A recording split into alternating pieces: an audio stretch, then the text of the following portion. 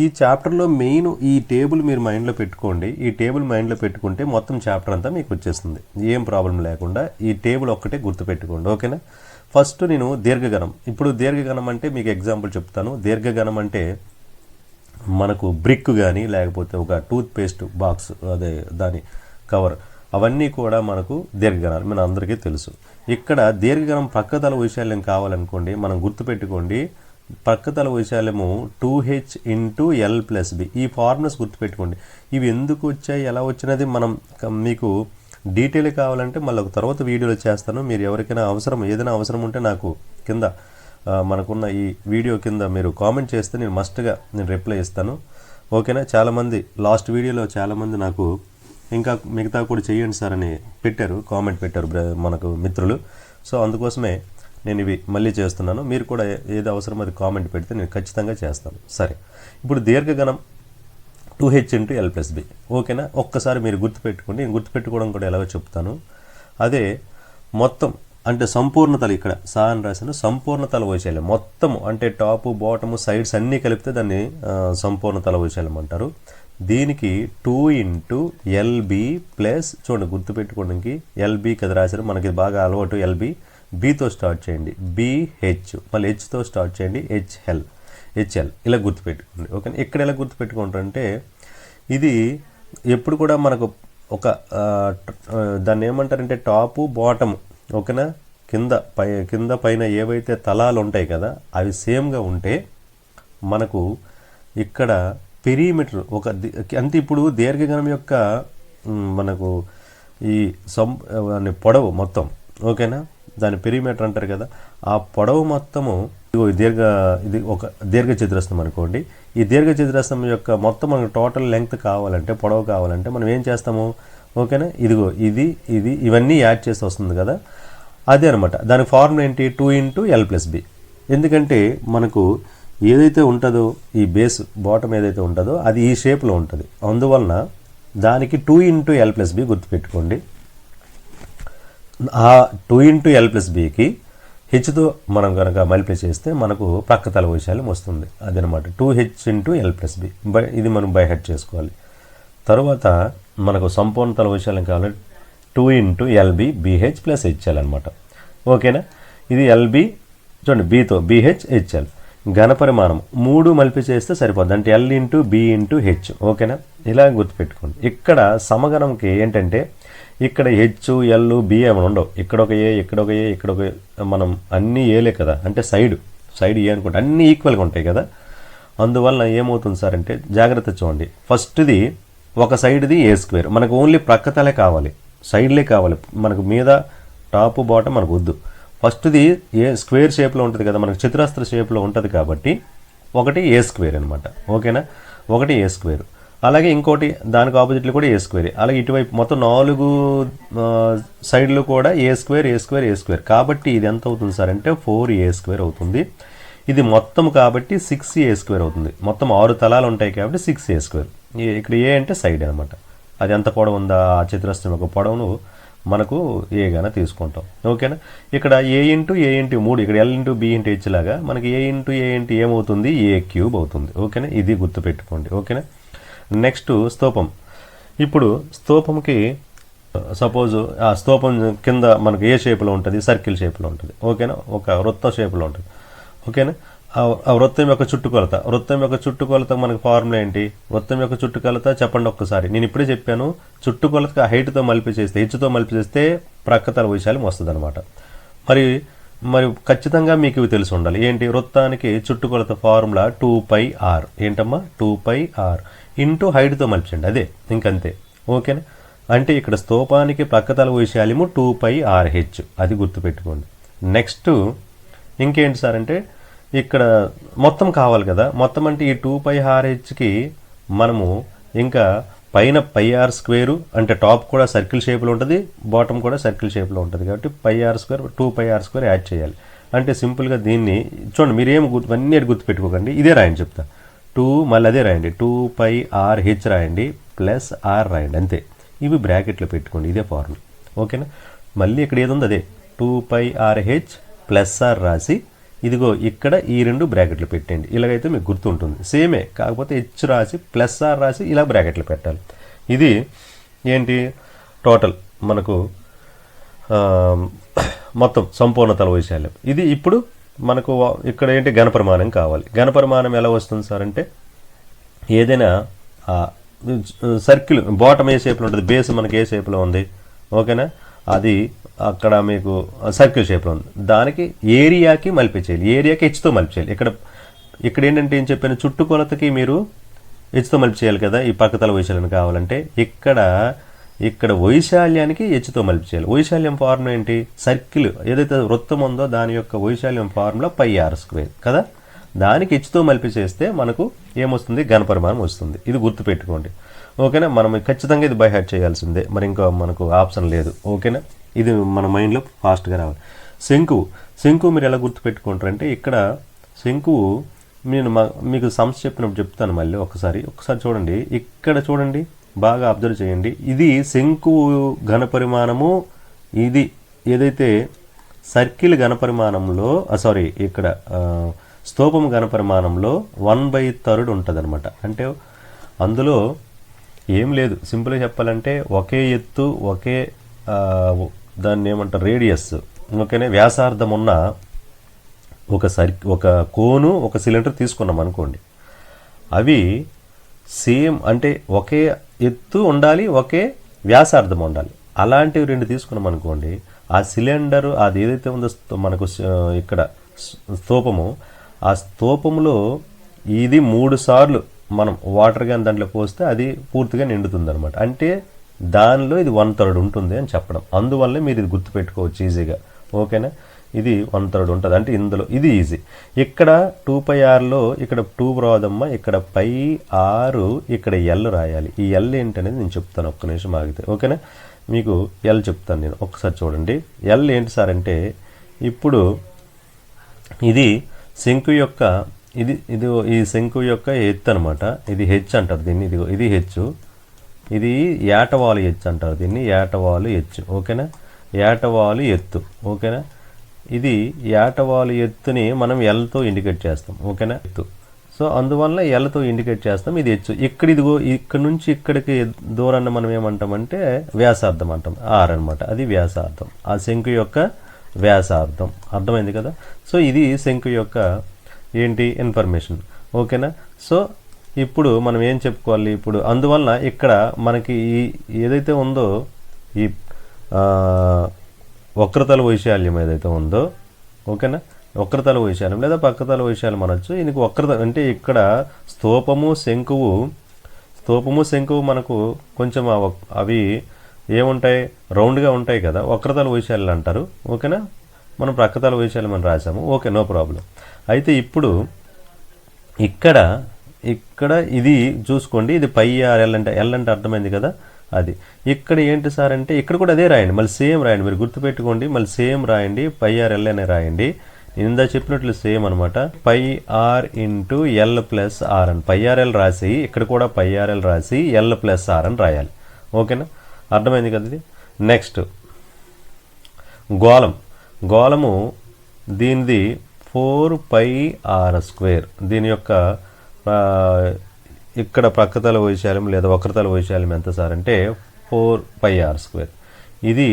ఇది సేమే మరి 4πr². దీనికి 2 ఉండవు కదా, అంటే ఒకటే కదా. ఇప్పుడు మనకు బాల్ ఉంది, ఆ బాల్కి ఒకటే కదా తలం ఉంటుంది. అందువల్ల మరి ఇక్కడ సంపూర్ణ తలము లేకపోతే వక్రతలం అని 2 ఉండవు, ఓకేనా. ఇక్కడ మీకు అర్థమైంది కదా, ఇక్కడ ఒకటే ఉంటుంది కదా, సేమ్ అనమాట. అది ఎందుకే రాశాను, ఓకే. 2 ఒకటే ఫార్ములా. ఇక్కడ ఘనపరిమాణము ఇప్పుడు ఇది మాత్రం కొంచెం గుర్తుపెట్టుకుని కొంచెం డిఫరెంట్గా ఉంటుంది. 4/3 πr³ అనమాట, ఓకేనా. 4/3 πr³. అర్ధగోళం అని చూడండి. అర్ధగోళం అంటే ఇందులో సగము 2πr². ఇది ఇక్కడ మాత్రం మళ్ళీ ఇందులో సగం కాదు, ఎందుకంటే మనకు అర్ధగోళం అంటే ఎలా ఉంటుంది, అర్ధగోళం అంటే చూడండి, ఇక్కడ అర్ధగోళం అంటే ఇలాగ ఉంటుంది, ఓకేనా.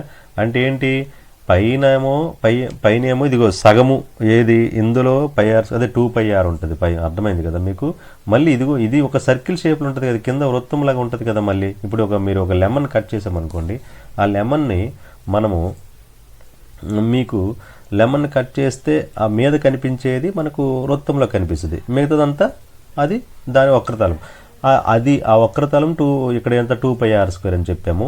ఓకేనా, ఇది ఒక πr², మొత్తం ఎంత అయింది ఇక్కడ 3πr². అర్థమైంది కదా, ఇది 3πr² గుర్తుపెట్టుకోండి, ఇది 3πr². ఇది ఎంత సార్ అంటే దీని వాల్యూమ్ ఇదిగో 4/3లో అంటే సగం కదా, ఇక్కడ క్లియర్గా ఉంది కదా సగం. దీనిలో సగం అంటే 4లో సగం ఎంత 2/3πr³. ఓకేనా, ఇది కనిపించచ్చు చూడండి మీకు 2/3. ఓకే, ఇక్కడ 3 అనమాట. Okay, 2/3πr³. ఇది మనకు ఈ ఫార్ములాస్ తెలిస్తే మనం ఇప్పుడు సమ్స్ చేద్దాం. ఓకేనా, రైట్.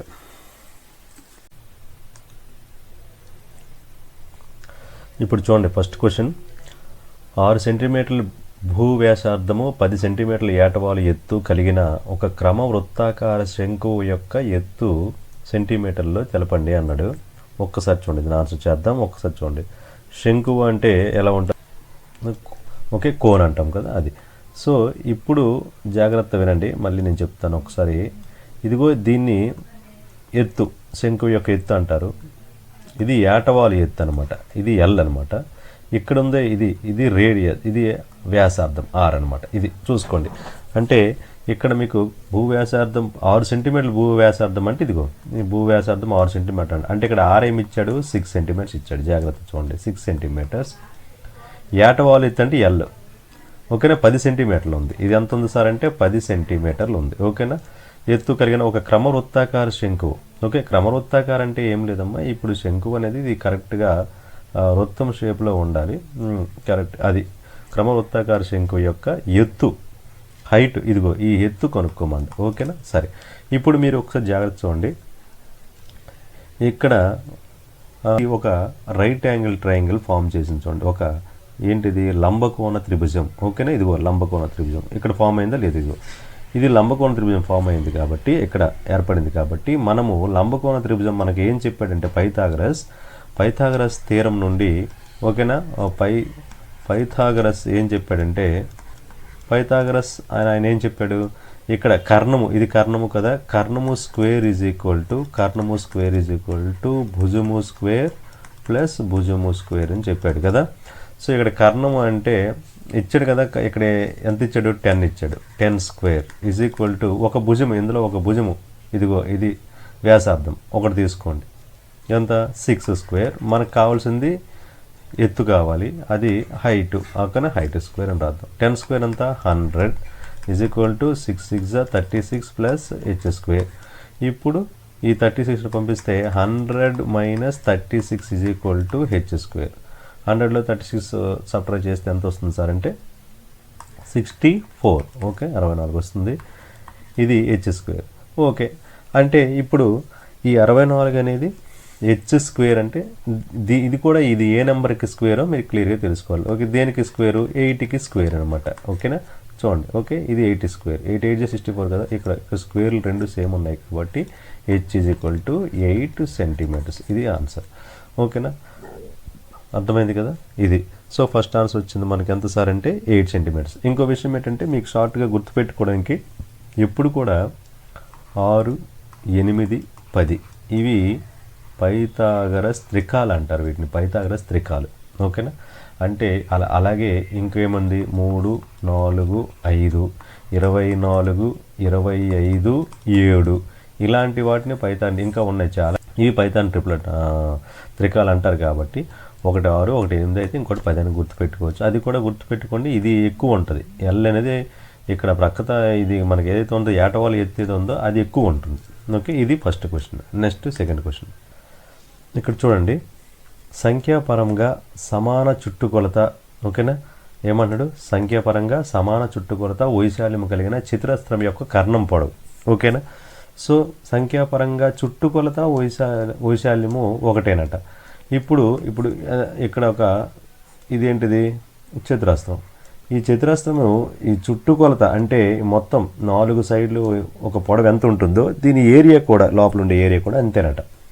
అది సంఖ్యాపరంగా అంటే సపోజ్ ఇప్పుడు ఇది 25 అనుకోండి, లోపల ఈ చుట్టుకొలత కూడా 25 అలా.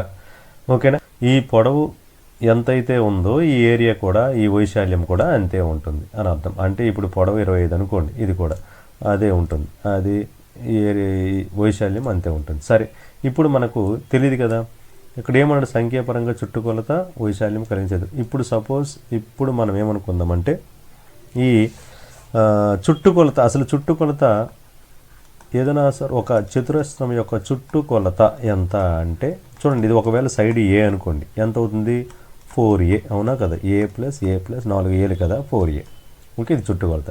మరి దీని వైశాల్యం ఎంత సార్ అంటే వైశాల్యము ఎంత, ఫార్ములా ఏంటి, సైడ్ ఇంటూ సైడ్ అంటే a స్క్వేర్. ఓకే, ఈ రెండు ఈక్వల్ అంట. చూడండి simple, 4a is equal to a square. ఓకేనా. ఇప్పుడు మనకి ఎంత వస్తుంది సార్ అంటే చూడండి, ఇక్కడ ఏ క్యాన్సిల్. ఓకేనా, ఇలా అంటే ఈ 7 పంపించామనుకోండి, ఇక్కడ ఏ స్క్వేర్ ఉంది కదా, మరి మీరు అంతా పంపించమని చేయకండి, ఇక్కడ ఏ స్క్వేర్, ఒక ఏ పోతుంది, ఇంకొక ఏ మిగులుతుంది. ఓకేనా, అంటే 4 ఈజ్ ఈక్వల్ టు ఏ, అంటే సైడ్ మనకు 4 వచ్చింది. ఓకేనా, సరే ఇది పక్కన పెట్టండి, సైడ్ ఎంత వచ్చింది సార్ అంటే 4 వచ్చింది. ఓకేనా, అయితే ఇప్పుడు మనకు ఇది 4 కదా, ఇది 4 కదా, డైరెక్ట్గా కూడా చేయొచ్చు. మనకు సింపుల్గా మనకు కర్ణం పొడవుకు ఒక ఫార్ములా ఉంది, కర్ణం పొడవుకి డైరెక్ట్గా ఫార్ములా ఉంది. ఎప్పుడైతే 4 వచ్చిందో కర్ణం పొడవు √2 into side, √2 into side. So ఇది గుర్తుపెట్టుకున్న ప్రాబ్లం లేదు, √2 ఇంటూ సైడ్ ఎంత వచ్చింది 4, అంటే ఆన్సర్ ఎంత 4√2. ఇలాగైనా చేయొచ్చు. లేదు ఇక్కడ 4 వచ్చింది కదా, దీని సంగతి చూద్దాం. ఇప్పుడు ఇది మనకు ఇది ఒక ఏంటి, లంబకోణ త్రిభుజం. ఇందాక చెప్పినట్లు మనం ఆల్రెడీ ప్రీవియస్ సమ్లో చెప్పినట్టు లంబకోణ త్రిభుజంలో ఇది కర్ణం అవుతుంది. అవునా, ఇదే కదా అడిగాడు మనకు, కర్ణము స్క్వేర్ ఈజ్ ఈక్వల్ టు భుజం ఎంత వచ్చింది 4, ఇది ఎంత వచ్చింది 4. ఓకేనా, 4 స్క్వేర్ ప్లస్ 4 స్క్వేర్ సరిపోయిందా. కర్ణము square is equal to 16 plus 16. కర్ణము స్క్వేర్ ఎంత సార్ అంటే ఇది 16 ప్లస్ 16 అంటే 2 16 లేచ్చు, లేదా 36. ఓకే, 16 ప్లస్ 16 ఎంత అవుతుంది, ఇలా రాసుకోండి మీరు, 2 ఇంటూ 16. అవునా, 2 16లోని అర్థం. ఇలా గుర్తుపెట్టుకోండి, ఇప్పుడు సేమ్ వస్తే ఇలాగే రాయండి, మీకు ఈజీ అవుతుంది. ఓకేనా, ఇది 32 కాకుండా ఇలా రాసుకుంటే బెటర్. ఇప్పుడు కర్ణము ఈజ్ ఈక్వల్ టు ఎంత అవుతుంది, స్క్వేర్ కదా, కర్ణము అటు వెళ్తే 2 ఇంటూ 16. ఇదంతా అవసరం లేదు, ఇదిగో ఫార్ములా గుర్తుపెట్టుకుంటే. కానీ ఇంకొకటి కూడా చెప్తున్నాను మీకు, ఎలా ఒకవేళ ఫార్ములా మర్చిపోయినా మీరు చేయొచ్చు.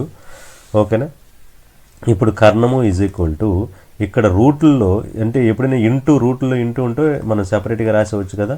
ఓకేనా, సో కర్ణం ఈజ్ ఈక్వల్ టు ఈ రూట్ ఇక్కడ ఉండిపోద్ది, ఈ 16 వాల్యూ √16 వాల్యూ 4, ఎందుకంటే 4 స్క్వేర్ కదా అది. సో ఎంత వచ్చింది ఆన్సర్ 4√2. ఇది కూడా చేసుకోవచ్చు, లేదా డైరెక్ట్గా ఇది బెటర్. ఓకేనా, ఇది రెండో సమ్. ఓకేనా, నెక్స్ట్ థర్డ్ సమ్ చూద్దాం.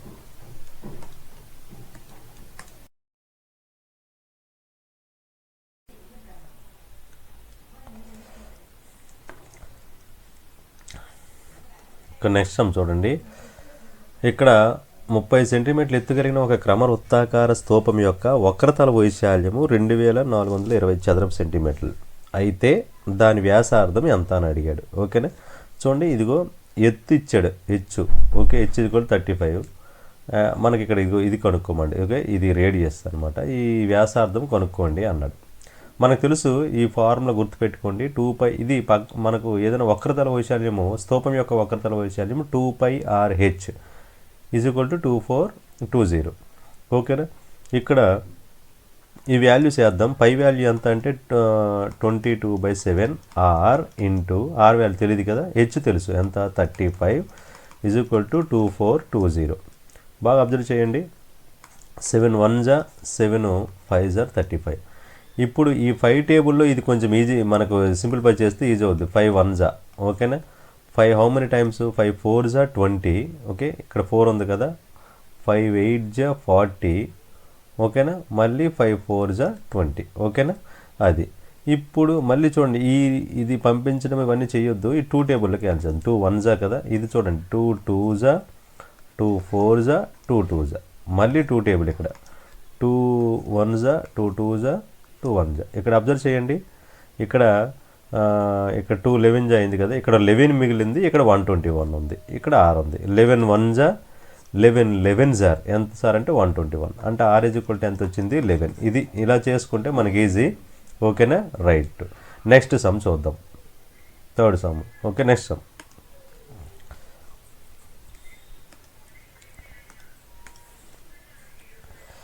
ఇక్కడ చూడండి 23.45 సెంటీమీటర్ల వ్యాసార్థం కలిగిన వృత్తం యొక్క పరిధి మరియు వ్యాసం యొక్క నిష్పత్తి. ఇది యాక్చువల్గా ఇది వైశాల్యాలు పక్కతల వైశాల్యము వాటికి సంబంధించింది కాదు, కానీ అయినా మనం చెప్పుకుందాం. ఒకసారి చూడండి ఏమన్నాడు. 23.45 సెంటీమీటర్ల వ్యాసార్థం కలిగిన వృత్తం యొక్క పరిధి మరియు వ్యాసము యొక్క నిష్పత్తి అన్నాడు. అంటే వృత్త పరిధికి మనకు వృత్త పరిధి ఓకేనా. వృత్త పరిధికి మనకు ఫార్ములా ఏంటి సార్ అంటే, వృత్త పరిధి అంటే 2πr వృత్త పరిధికి 2πr. దానికి నెక్స్ట్ ఇంకా దేనికి వ్యాసం అంటే d కదా, వ్యాసం అంటే డీని 2r అని రాసుకోవచ్చు. ఇదిగో 2r ఈ రెండింటికి ఇది చాలా ఇంపార్టెంట్ ఓకేనా. ఇక్కడ 2 ఇక్కడ 2 ఇక్కడ 6 ఇక్కడ 6 ఏం మిగిలినది ఇటువైపు, ఇక్కడ పై మిగిలింది, ఇటువైపు 1 మిగిలింది. అసలు ఈ దీంతో మనకు సంబంధమే లేదు చూసారా. ఆడందుకే 23.45 అంటే ఏదో పెద్ద కష్టమైన సమ్ అంటే కాదు, అది చాలా ఈజీ. దీనికోసం ఈ సమ్ నేను చెప్పాను. 5:1 అంటే పై వాల్యూ 22/7 కదా, 1 ఆ 7 వెళ్తే 22:7 ఇది మనకు ఆప్షన్లో ఉంది. అర్థమైంది కదా సమ్ము, చాలా ఈజీ.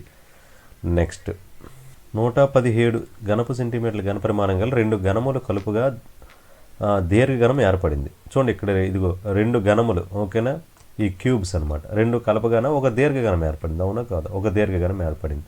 అయితే ఆ దీర్ఘఘనం యొక్క ఘనపరిమాణానికి 4 రెట్లు విలువ ఎంత, దీని ఘనపరిమాణానికి 4 రెట్లు చేస్తే విలువ ఎంత అంటున్నాడు. సో ఇది ఘనపరిమాణాలు కాబట్టి మనం పెద్దగా ఏం కష్టపడాల్సిన అవసరం లేదు. ఫస్ట్ దాని ఘనపరిమాణం ఎంత ఇచ్చాడు 117, ఇంకొక దానికి కూడా 117 ఘనపరిమాణాలు. ఈ రెండు యాడ్ చేస్తే ఎంత వస్తుంది 117 యాడ్ చేస్తే మనకు ఎంత వస్తుంది, ఎంత 234 వస్తుంది, అవునా 234. దీనికి 4 రెట్లు చేస్తే అన్నాడు, ఇదిగో 4 రెట్లు చేస్తే అన్నాడు. 234కి 4 చేత మల్పి చేస్తే ఎంత వస్తుంది 936 అంతే, ఇంకేం లేదు ఓకేనా. ఇందులో పెద్దగా ఫార్ములాలు ఏమీ యూజ్ చేయాల్సిన అవసరము లేదు. ఇది నెక్స్ట్ సమ్ 6 సమ్ చేద్దాం ఓకేనా. రైట్ చూడండి నెక్స్ట్ సమ్. ఒక గోళాకృతిలో ఉన్న వస్తువు యొక్క సంపూర్ణ తల వైశాల్యం. అర్ధగోళాకారంలో ఉన్న వస్తువు యొక్క సంపూర్ణ తల వైశాల్యం. అర్ధగోళం చెప్పాం కదా మనం. అర్ధగోళం అంటే మనకు ఇదిగో ఇది అర్ధగోళం ఓకే. అర్ధగోళంలో ఉన్న ఒక లెమన్ని కట్ చేస్తే వచ్చేది అర్ధగోళం అని చెప్పాను కదా. ఒక అర్ధగోళాకృతిలో ఉన్న వస్తువు యొక్క సంపూర్ణ తల వైశాల్యము 462 చదరపు సెంటీమీటర్లు అయినా ఆ వస్తువు వ్యాసార్థం అని అడిగాడు. సో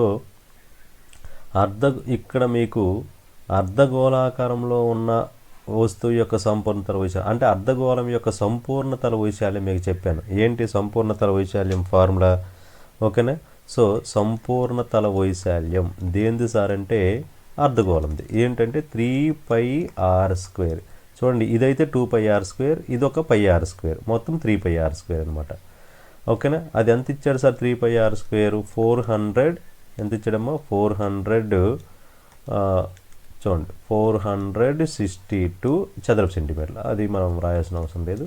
చూడండి ఇక్కడ మనం ఈ వాల్యూని మనం పై వాల్యూని రాద్దాం. 3 × 22/7 చూడండి ఇక్కడ అడిగింది r కదా, r² = 462 వచ్చింది కదా. ఇక్కడ చూడండి ఇదిగో ఈ r² మనకు కావాలంటే ఇక్కడ ఉండి ఎటు వెళ్తే అటు పంపించేద్దాం. 462 చూడండి 3 ఎంత అవుతుంది అంటే రెసిప్రోకల్ 1/3. 22/7 ఎంత అవుతుందంటే 7/22 ఓకేనా. అది దాని వ్యుత్క్రమణం అంటారు కదా, అది విలోమ రివర్స్ చేయాలి కదా, అది అనమాట ఓకేనా. ఇప్పుడు చూడండి ఇది 3 టేబుల్లో క్యాన్సిల్ అయిపోతుంది కదా. సో అయిపోతుంది 3 టేబుల్లో అయిపోతుంది. చూడండి 3 1s ఓకేనా. ఇక్కడ చూడండి 3 1s 3, 3 5s 15, 3 4s 12, 154 వచ్చింది. ఇది చూడండి 11 టేబుల్లో చెప్పాను కదా మీకు ఇందాక ఆల్రెడీ ఇంకో సమ్లో చెప్పాను. ఇలా వచ్చినవన్నీ 11 టేబుల్లో అయిపోతాయి అనమాట. 11 2s 22, ఇక్కడ చూడండి 11 1s 11, ఇంకా 4 ఉంటుంది, 11 4s 44 సరిపోయింది కదా.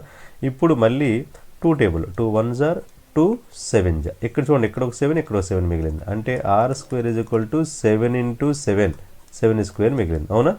7 × 7 r² 7² అయితే మరి r ఎంత అవుతుంది 7 ఓకే అంతే. రేడియస్ ఎంత సార్ అంటే 7, ఇది 7 అనమాట ఓకేనా. ఎస్ అంతే, ఇంకేం లేదు, సింపుల్. నెక్స్ట్ సమ్ చూద్దాం. రైట్, చూడండి నెక్స్ట్ సమ్ చూడండి. 7th some. ఒక 10 సెంటీమీటర్ల ఎత్తు 5 సెంటీమీటర్ భూ వ్యాసార్థం కలిగిన శంకువు. ఓకే, ఇక్కడ ఒక శంకువు తీసుకుంటాను చూడండి. ఇక్కడ ఒక శంకువు, ఇక్కడ ఏమంటున్నాడు 10 సెంటీమీటర్ల ఎత్తు, ఇది 10 సెంటీమీటర్ల ఎత్తు. ఓకేనా, ఇదిగో హెచ్ ఎంత సార్ అంటే 10. ఇక్కడ నెక్స్ట్ ఇంకేమన్నాడు భూ వ్యాసార్థం, ఇది 6. ఓకేనా, 5 సెంటీమీటర్ల భూ వ్యాసార్థం అంటే R = 5 అనమాట. అయితే ఒక బాలుడు మట్టి ముద్ద ఉన్నది ఈ షేప్లో, ఒక బాలుడు దాన్ని ఒక అర్ధగోళంగా మార్చాడు. అంటే దీన్ని ఒక అర్ధగోళంగా, ఓకేనా, అర్ధగోళంగా మార్చాడు. సో ఇలాగా అర్ధగోళంగా మనకు ఒక అర్ధగోళంగా మార్చాడు. ఓకే, అర్ధగోళంగా మార్చితే ఆ అర్ధగోళం యొక్క వ్యాసార్థం ఎంత? ఇప్పుడు ఇది ఎంత వ్యాసార్థంగా మారుతుంది? ఓకేనా, ఇక్కడ సేమ్ వ్యాసార్థము అది ఇది ఒకటే ఉండాల్సిన అవసరము లేదు. ఓకేనా, ఇప్పుడు ఎంత వ్యాసార్థం అవుతుందంటే, సపోజ్ వాడు ఇచ్చిన దాన్ని R1 అనుకోండి, ఇది మనం కొనుక్కోవాల్సింది R2 కాసేపు. ఓకేనా, ఇది R1 అనమాట. అయితే ఇప్పుడు విషయం ఏంటంటే, ఇక్కడ చాలా మంచి ఇంపార్టెంట్ క్వశ్చన్ ఇది. ఈ మోడల్లో మనం ఎప్పుడైనా సరే ఎక్స్పెక్ట్ చేయొచ్చు మనం నెక్స్ట్ ఎగ్జామ్కి. ఏంటంటే ఇక్కడ ఘనపరిమాణాలు ఈక్వల్ అన్నాడు చూడండి, సమానం.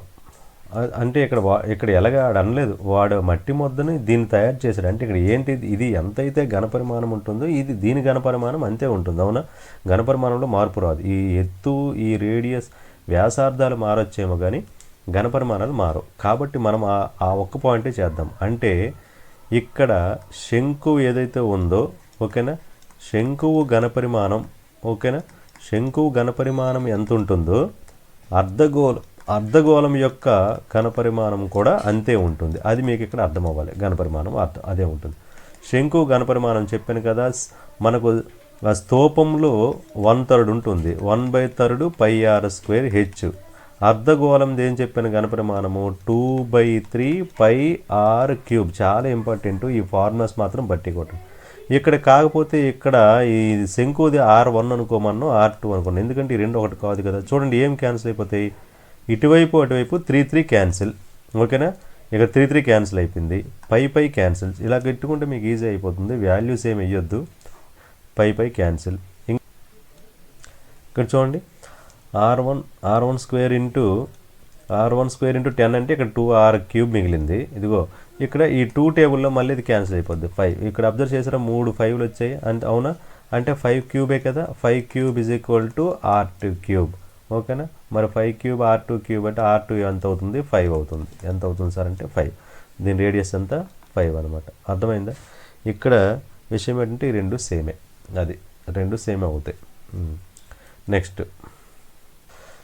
ఇక్కడ చూడండి, నెక్స్ట్ సమ్. ఒక దీర్ఘగణం పొడవు 20% పెంచి వెడల్పును 5% పెంచి ఎత్తును 20% తగ్గించిన ఘనపరిమాణంలో మార్పు శాతం. ఒక దీర్ఘగణం పొడవు 20% పెంచాడట. ఓకేనా, అర్థమైంది కదా మీకు.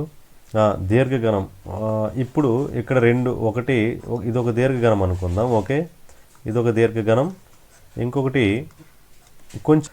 ఇక్కడ చూడండి, ఒక దీర్ఘగణం పొడవు 20% పెంచి వెడల్పును 5% పెంచి ఎత్తును 20% తగ్గించాలి. అంటే ఇప్పుడు దీర్ఘగణానికి మనకు ఏంటుంటాయి కొలతలు ఏంటంటే, దీని పొడవు, ఓకేనా, పొడవు L కదా, పొడవు L అనుకోండి ఫస్ట్, ఇది L. ఓకేనా, నెక్స్ట్ వెడల్పు B అనుకుందాం. వెడల్పు ఏంటంటే B, ఇది B. ఎత్తు H అనుకుందాం. ఎత్తు ఏమనుకుందాం అంటే H కదా, ఎత్తు H అనుకుందాం. ఓకేనా, అయితే ఇప్పుడు ఇలాంటి సమ్స్ ఇచ్చినప్పుడు మనం పెంచడము, ఈ తగ్గించడము, ఇలా ఏది ఇచ్చినా సరే, వాడు ఏది పెంచినా ఏది తగ్గించినా మనము ఇలా అన్నీ మనం యాక్చువల్గా ఇది L అనుకుని 20% X అంటే మనకు తెలియదు కదా, దీనిలో 20% చేయాలి. అంటే L అనుకుంటే దానికి 20%, L + 20/100 × L ఇది చెయ్యాలి. ఇదంతా చేస్తే చాలా లాంగ్ ప్రాసెస్ అవుతుంది. పైగా వాడి ఉద్దేశం అది కాదు, మనం ఈజీగా చేయొచ్చనే వాడు ఈ సమ్ ఇచ్చాడు కాబట్టి మనం ఈజీగానే చేద్దాం. ఎలా చేయొచ్చు అంటే, దీన్ని మీరు కాసేపు ఏదైనా ఒక లెంగ్త్ని బ్రెడ్త్ని ఏదైనా మనం ఈక్వల్గా ఒక వాల్యూ అనుకుందాం, 100 కానీ లేకపోతే ఒక 10 కానీ అనుకుందాం. కాసేపు నష్టం ఏం లేదు కదా. పర్సంటేజ్లు ఇచ్చినప్పుడు మనం అనుకోవచ్చు, తప్పేం లేదు. ఓకేనా, పర్సంటేజ్లు ఇస్తే ఓకే, ఇక్కడ ఇది కూడా 10, ఇది కూడా 10 అని దీర్ఘఘనం అన్నాడు, కానీ ఇలాగ ఉండకూడదన్న రూల్ ఏం లేదు కదా. మనం 10 తీసుకుని నో ప్రాబ్లం. ఓకే, అది ఘనం అవుతుంది అయినా ప్రాబ్లమే లేదు. 10 తీసుకుందాం. ఇప్పుడు చూడండి 2 వచ్చింది. ఇప్పుడు చూడండి, మనము ఇలా సమ్ ఇచ్చినప్పుడు మనం ఏం చేయాలి సార్ అంటే, పొడవు అంటే ఇక్కడ పొడవు ఎల్, వెడల్పు బి, హైట్ హెచ్ అనుకుందాం. వాడిచ్చింది ఓకేనా, వాడిచ్చిన ఒరిజినల్గా ఉండే మనకు ఒక ఘనము ఓకేనా, ఒక దీర్ఘఘనం యొక్క పొడవు ఎల్, ఈ వెడల్పు బి, హెచ్ అనుకో. అయితే ఇక్కడ మనకి పర్సంటేజ్లు పెరిగినప్పుడు ఇలాంటి సమ్ ఇస్తే చాలా ఈజీగా చేయొచ్చు. ఇప్పుడు నా పర్సంటేజ్ ఇలా పెరిగినప్పుడు ఇది ఒక ఫిక్స్డ్గా ఒక 100 కానీ 10 కానీ అనుకుంటే మనకు బెటర్. అన్నీ ఇలా అనుకున్నాం అనుకోండి ఈజీగా ఉంటుంది. 10 అంటే మనకి ఈజీ కదా, అందుకోసం 100 అయినా పర్లేదు, కానీ కొంచెం పెద్ద వాల్యూ అయిపోతుంది కాబట్టి 10 అనుకుందాం. అంటే పొడవు 10, వెడల్పు కూడా 10, హెచ్ కూడా 10 అనుకుందాం. ఇప్పుడు దీని ఘనపరిమాణం ఎంత అవుతుంది, ఏది అంటే ఒకవేళ 10 అయితే దీని ఘనపరిమాణం ఎంత అవుతుంది సార్ అంటే 10 ఇంటూ అంతే కదా formula, L into B into H అంటే 1000 అవుతుంది దీని ఘనపరిమాణం. ఓకేనా. ఇప్పుడు ఇక్కడ చూడండి, జాగ్రత్తగా అబ్జర్వ్ చేయండి. ఇక్కడ 10 ఏంటి 20% పెరిగింది పొడవు, అంటే ఆల్రెడీ 10 ఉంది, దాంట్లో 20% పెరిగింది. 10లో 20% అంటే ఇలా రాయాలి కదా, 20/100. ఓకే, ఇలా వేసుకోవాలి. ఓకే, 0 0. ఓకేనా, ఇక్కడ ఒక 0 అంటే 10లో 20% అంటే జస్ట్ 2. ఒక 2 పెరిగింది. 2 పెరిగితే ఆల్రెడీ 10 ఉంది, 2 పెరిగింది అంటే ఎంత అయింది ఇప్పుడు పొడవు? ఆల్రెడీ 10 ఉంది, 2 పెరిగింది, 12 అయింది. అర్థమైంది కదా ఇది. నెక్స్ట్ ఇంకా ఏం చేయమన్నాడు, 5 మళ్ళీ వెడల్పు 5 పెంచమన్నాడు. ఇది 10 ఉంది, 5% పెంచాలి. మీరు ఇక్కడ జాగ్రత్తగా అబ్జర్వ్ చేస్తే 20% 2 వచ్చింది, 10% 1 అవుతుంది. అవునా కదా, 10% 20% 2 అయితే 10% ఎంత అవుతుంది? 1 అవుతుంది. మరి అడిగింది 5% కదా, 5% అంటే ఇందులో ఆఫ్ అంటే 0.5 అంటే జస్ట్ ఒక 0.5 పెరుగుతుంది. ఏది బ్రెడ్త్ 0.5 పెరుగుతుంది అంటే 10.5 అయింది. ఇప్పుడు చూడండి, మళ్ళీ ఎత్తు 20% తగ్గిందట. తగ్గడం అంటే ఆల్రెడీ 10 ఉంది, దాంట్లో 20% తగ్గింది. 10లో 20% అంటే ఎంతకు చెప్పుకున్నాం, 2 తగ్గింది అనమాట. 2 తగ్గిందంటే ఎంత, ఇప్పుడు ఎంత అయినట్లు, అది 8 అయింది. ఏది హెచ్ 8 అయింది. ఇప్పుడు వీటిని మలిపించేద్దాం. ఏది ఈ రెండో దాని పెరిగినది, అదే ఇప్పుడు మార్పు చెందింది కదా, దాన్ని ఘనపరిమాణం చేస్తే ఆల్రెడీ ఒకటి ఎంత 12, ఇంకొకటి 10.5, ఇంకొకటి 8. ఈ 3 మల్పి చేస్తే మనకి ఎంత వస్తుంది సార్ అంటే 3 మల్పి చేస్తే 1008 వస్తుంది. ఓకేనా. అంటే ఇందాక చూడండి 1000 వచ్చింది, ఇప్పుడు ఎంత ఘనపరిమాణం వచ్చింది? 1008 వచ్చింది. ఓకేనా. అంటే ఎంత చేంజ్ అయింది? 8. ఆ 8 చేంజ్ అయింది, కానీ అడిగింది ఏంటి, ఘనపరిమాణంలో మార్పు శాతం అడిగాడు. శాతం అంటే 8 అనేది ఎంత పర్సెంటేజో చేయాలి. ఓకేనా. ఒకసారి చూడండి, 8 పెరిగిందంటే అది 8 ఎంత ఎలా చేయాలి, ఎంత పర్సెంటేజ్ చేయాలి కదా, 8 ఒరిజినల్ ఎంత 1000 ఇంటూ 100 ఇది చేయాలి. ఓకేనా. 0 0 0 0 8/10 8/10 ఎంత 0.8% అనమాట. ఇది చాలా ఇంపార్టెంట్ సమ్, ఇది చూసుకోండి. ఓకేనా. నెక్స్ట్ చూడండి, నెక్స్ట్ సమ్, ఎత్తు 1.4 మీటర్లు ఎత్తు 1.4 మీటర్లు, వ్యాసార్థమేమో 0.7 మీటర్లు కలిగిన ఒక స్తూపాకారపు నీటి తొట్టిలో సగం నీటితో నింపబడింది. అయినా ఆ నీటి ట్యాంక్ నందుగల నీటి ఘనపరిమాణం లీటర్లలో కనుక్కోండి అన్నాడు. ఓకేనా. స్తూపాకారం అన్నాడు కాబట్టి ఒక స్తూపాకార నీటి తొట్టి తీసుకుంటున్నాను. ఓకేనా. ఇదిగో ఈ స్తూపాకార నీటి తొట్టి. సో ఇప్పుడు మనకు ఇది ఇందులో దీని ఎత్తు ఎంత సార్ అంటే, ఎత్తు ఎంత అంటే 1.4 మీటర్లు. జాగ్రత్తగా వినండి, 1.4 మీటర్లు. వ్యాసార్థం అంటే ఇది వ్యాసార్థం ఎంత సార్ అంటే, ఆర్ ఎంత ఇచ్చాడంటే 0.7 మీటర్స్ ఇచ్చాడు. అవునా. ఇది నీటితో సగం నీరు ఉందట, అంటే సగం మాత్రమే నీరు ఉంది. ఓకేనా. సగం నీరు ఉంది, అర్థమైంది కదా మీకు.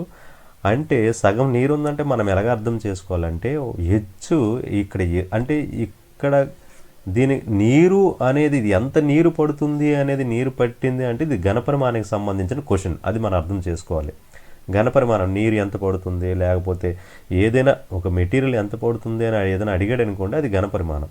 సో ఇప్పుడు నేను దీని ఘనపరిమాణానికి ఫార్ములా వేస్తాను. ఏంటి ఘనపరిమాణం ఫార్ములా, ఏది స్తూపం యొక్క ఘనపరిమాణం ఫార్ములా అంటే చెప్పండి, ఏమవుతుంది, πr² h. ఇది చెప్పాను మీకు, టేబుల్ చూసుకోండి ఒక్కసారి. అది 5r²h. ఓకేనా. ఇక్కడ హెచ్ అంటే 1.4 మీటర్స్ ఇచ్చాడు అనుకుంటున్నారు కదా, కానీ వాడు సగం నీటితో ఉంది అంటే మరి ఇది మనకు అనవసరం కదా, అంటే ఇది మాత్రమే చేయాలి కదా, అది అనమాట. ఈ వాటర్ చేయాలి, ఇది అవసరం లేదు కదా, అంటే ఇందులో సగం అంటే 1.4లో సగం చేయాలి. అంటే ఎంత వస్తుంది? 0.7. అంటే హెచ్ ప్లేస్లో 0. రేడియస్ ఏమి మారదు కదా.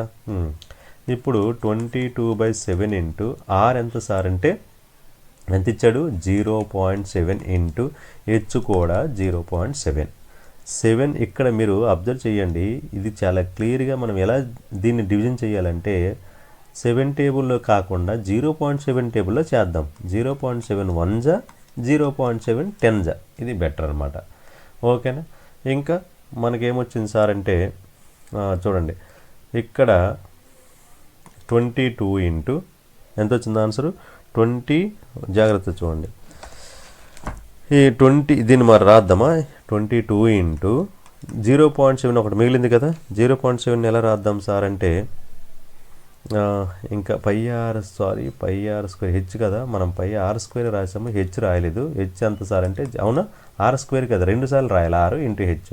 అందువలన ఇక్కడ 22 ఇంటూ 0.7 అంటే 7/10, ఇది కూడా 7/10. ఓకే, 3 సార్లు వస్తుంది. ఓకేనా. ఇప్పుడు చూడండి ఇక్కడ మనకు ఇది ఇలాగ ఉంచండి, ఇప్పుడు మల్టిప్లై చేయకండి, ఏం చేయకండి, ఇది లీటర్లో మార్చమండు. మీరు ఇప్పుడు మీకు ఒక ఇంపార్టెంట్ మ్యాటర్ చెప్తాను, జాగ్రత్త వినండి.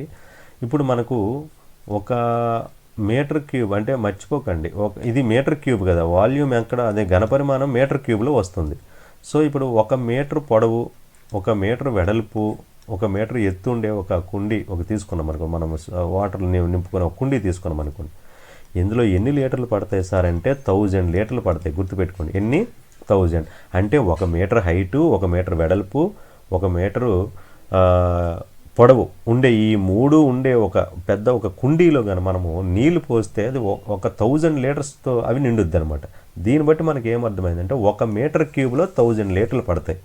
అంటే ఈ మీటర్ క్యూబ్లో నేను 1000 లీటర్లు వేసుకోవచ్చు కదా. 22 ఇంటూ 7/10 ఇంటూ 7/10 ఇంటూ ఈ మీటర్ క్యూబ్ ప్లేస్లో 1000 లీటర్స్ అని వేసుకోవచ్చు అనమాట. అది 0 0 0, ఇక్కడ ఒక 0, ఇక్కడ ఒక 0, ఇంకెక్కడో మనం విడిచిపెట్టామా, ఒక 10 22/10 ఉంది కదా, సారీ ఇక్కడ 10 ఉంది, ఇక్కడ ఒక 10 ఉంది కదా, ఇది ఒక 0, ఇది 10, ఇది క్యాన్సిల్ అయిపోయింది. అప్పుడు ఎంత మిగిలింది సార్ అంటే 22 ఇంటూ 7 ఇంటూ 7 ఎంత మల్టిప్లై చేస్తే 1078 వస్తుంది. 1078. Okay, 22 into 7 into 7. ఓకే, ఈ రెండు మల్టిప్లై చేస్తే మనకు 107 లీటర్స్ వస్తుంది. ఇది మన ఆన్సర్. అర్థమైంది కదా, చాలా ఈజీ, జాగ్రత్త చేయండి. ఓకే, ఇక్కడ అయితే ఇక్కడ దీంతో మనకు ఇక్కడ మ్యాక్సిమం సమ్స్ కవర్ అయిపోయి, ఏదైనా ఉండిపోతే మళ్ళీ ఇంకొక వీడియోలో ఏదైనా ఉండిపోతే నేను చెప్తాను, మీరు డౌట్స్ అడిగితే. నెక్స్ట్ అంటే మొన్న వీడియోలో నాకు బాగానే సపోర్ట్ చేశారు, బాగానే మంచి కామెంట్స్ పెట్టారు. సో ఈ వీడియో కూడా మీరు బాగా నచ్చితే మీరు లైక్ చేసి నాకు సబ్స్క్రైబ్ చేయండి. మనం ఇక్కడ డబ్బులు పెట్టి ప్రమోట్ చేసుకోలేము కాబట్టి మీరే సబ్స్క్రైబ్ చేస్తే నాకు హెల్ప్ చేసిన వాళ్ళు అవుతారు. Thank you. ఇంకా ఏమైనా ఉంటే మీకు ఏ టాపిక్ అని కావాలన్నా లేదు, మొత్తం ఇంకా నేను చేస్తాను, ఈ పేపర్స్లో ఉండే మొత్తం ఒక్కొక్క టాపిక్ని ఇలాగే చేస్తాను. మీరందరూ కూడా మీకు హెల్ప్ అవుతుందని నేను అనుకుంటున్నాను. Thank you very much.